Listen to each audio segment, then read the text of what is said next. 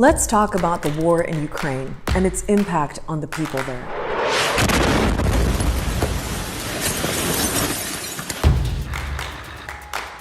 In just 3 weeks, life for millions of people has become unrecognizable.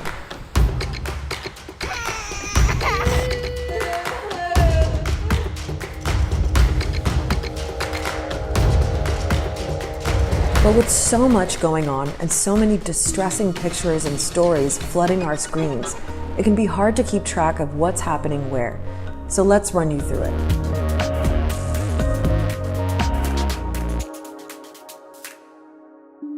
We're going to start with some numbers that help to show the scale of all of this. Now, the UN has confirmed 691 civilian deaths, but says the real number is likely much higher. And officials from the city of Mariupol alone say 2,500 residents have been killed.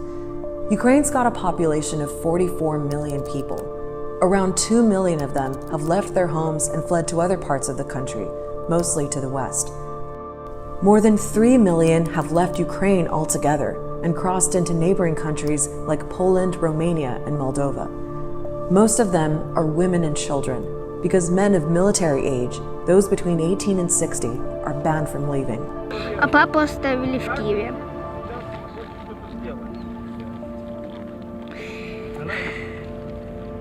И папа будет продавать что-то, будет помогать нашим героям, нашим войскам. Будет помогать, может даже будет воевать. We lost our life, our safety. We cannot plan any future because we don't know what will be tomorrow. The families I've met here along the border, they tell me that our plan basically stops here. Our plan was to get to safety, and now we have no idea where we're going next. We need shelter, we need an income, we need money, we need to survive. When it comes to what people still inside Ukraine are dealing with, well, it varies depending on where they are. So far, the war has mostly been concentrated in the north, the east, and parts of the south.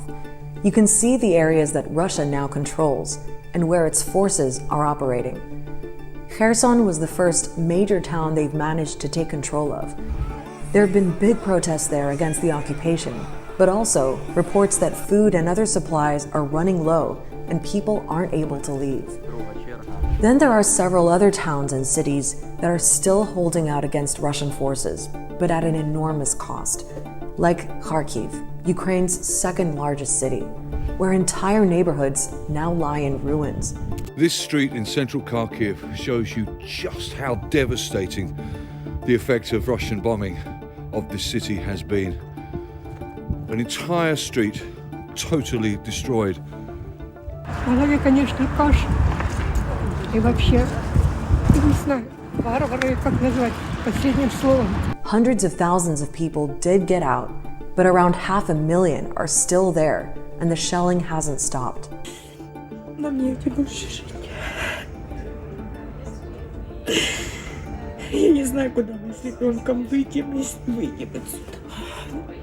Chernihiv in the north is another place where things are really bad, and residential areas are also being bombed.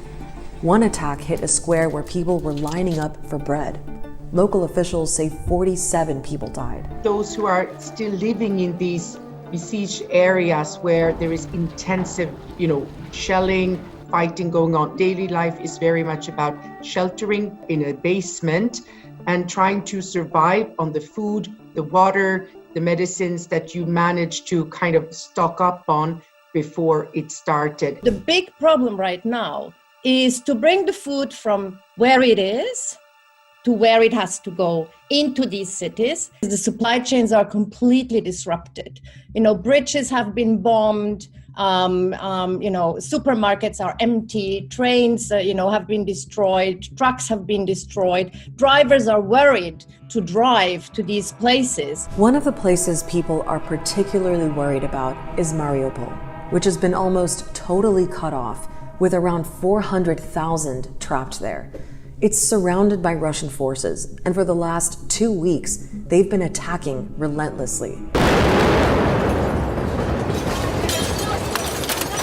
This is where there was an attack on a maternity hospital, which Ukraine's president has called a war crime. There are reports of bodies lying in the streets, and the authorities have resorted to mass graves to bury the dead. There's no running water. Food and medicine are running out. Shops and pharmacies have been looted. Communications are down, there's no electricity, and it's freezing cold. Воды питьевой нет. В квартирах 10-12 градусов. Газа нет, все замерзают. Продукты нет, мужики мародерят. Ребят, ну это страшно, так нельзя. There have been attempts to get a ceasefire in place so that people can get out and aid can get into Mariupol. But they haven't really worked.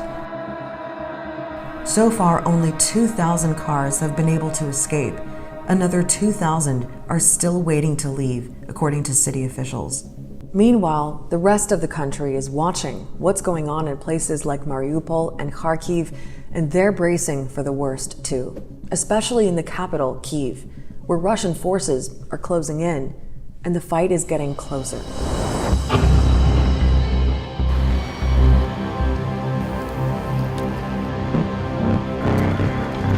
Now that's the entrance of a residential building here in the north of Kyiv. And just take a look at the damage. You can still actually smell the burning. The center of the city has been heavily fortified. Shops are mainly closed. Субота пусте місце повністю, на жаль. Все не працює. Але каву знайшли ми. Half of the city's population has left, according to the mayor. And those who have stayed are mostly sheltering in places like basements and metro stations. For those who remain in Kiev, life has moved deep underground. Here they hope to be safe from Russian bombs and missiles, but they're all holding their breath for what's coming next. Okay, now let's look at what's going on in the west of Ukraine. There's no big presence of Russian forces there, although there have been some attacks, mostly targeting military facilities. Lviv is the main city in the west, and it's still functioning relatively normally. There's a nighttime curfew, but during the day, people are out on the streets and going to work. Lviv has also become a hub for NGOs and a transit point for supplies coming into the country. In the western part of Ukraine, everything is more or less okay, and you can buy all necessary things in the supermarket or shops. And actually, what we are doing right now here in Lviv and other cities, we are buying and getting everything what we can get and trying to send it to Kyiv, to other cities, especially in eastern part of Ukraine. But Lviv is also dealing with the arrival of hundreds of thousands of people who fled from other parts of the country. It's a huge displacement crisis. People there have two basic strategies. The first one is to stay in a relatively stable part of the Ukraine, or they stay just for 2 days and continue further west to Slovakia or Poland. Even if Western Ukraine is relatively stable now, will that last? There is certainly a growing sense of unease here in the city of Lviv, because in previous nights there were air raid sirens which sometimes lasted as long as 3 hours, and we know that those sirens are linked to the increased number of Russian attacks on targets in Western Ukraine. In each discussion I had here during the last 10 days, there was just one word: we want peace. We want peace to come home, because we want to live our normal lives as we did before this Russian invasion. If you missed it, check out our last episode about why NATO is ruling out a no-fly zone for Ukraine. Click the link here to watch, and don't forget to subscribe to this YouTube channel so you don't miss our upcoming episodes.